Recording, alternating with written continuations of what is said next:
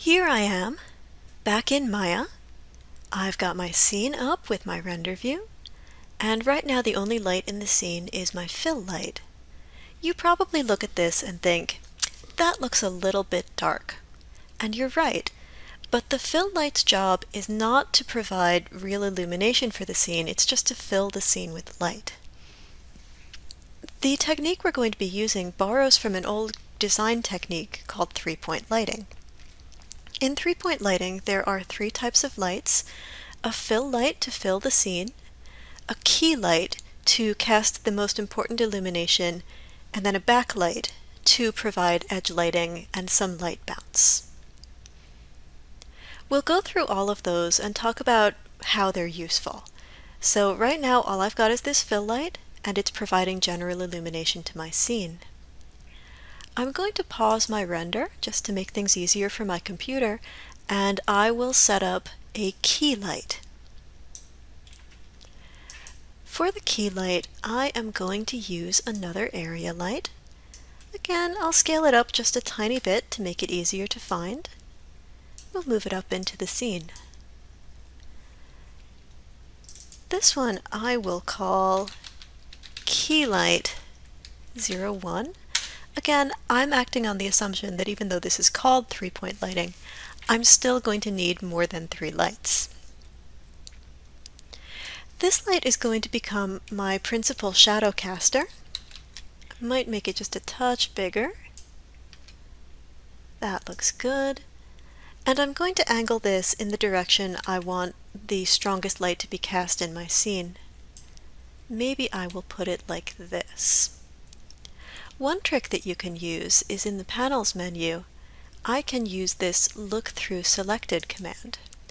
Look Through Selected will enable me to angle the light like a camera. So I'm using my Alt left, Alt middle, and Alt right keystrokes. I'll get a little bit more distance on the scene. And when I go back to my perspective view, my light will be aimed for me.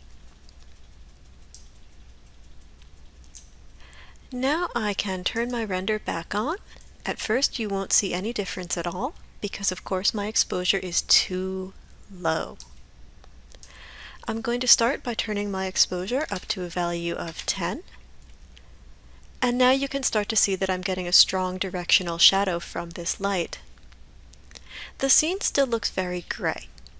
In this scene, I have really specifically made all of the objects white.